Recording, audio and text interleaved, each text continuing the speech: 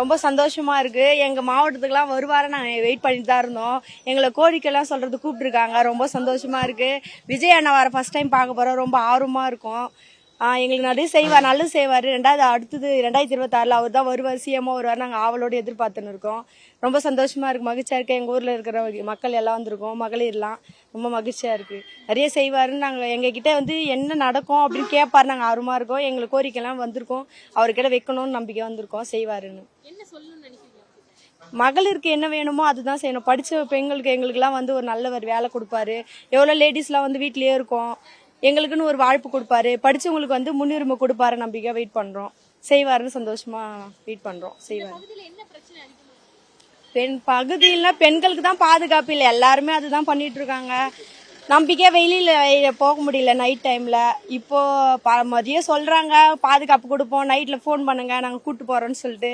செய்வாங்களா எங்களுக்கு தெரியாது. நிறைய பேருக்கு தெரியாமலே இருக்கும்.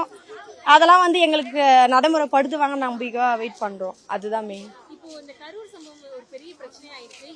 அது கட்சியால ஒண்ணுமே கிடையாது. எல்லாருமே நாங்களுமே விஜய் அண்ணா பாக்குறோம், எல்லாருமே ஆர்வமா தான் வருவோம். அது அவரு மேல தப்பு சொல்றதுல ஒண்ணுமே இல்லை. அவர் கேட்ட இடத்த கொடுத்தா இருந்தாலே அவங்களுக்கு எந்த இதுவும் வந்திருக்காது.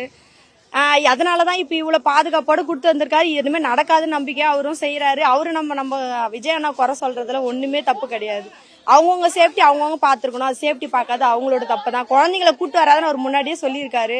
குழந்தைங்களை கூட்டு வந்து அவங்களோட தப்பு தான், நம்ம ஒண்ணுமே சொல்ல முடியாது.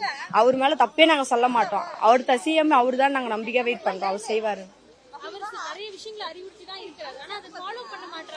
அதனாலதான் அவங்க தண்டனை அனுபவிக்கிறாங்க.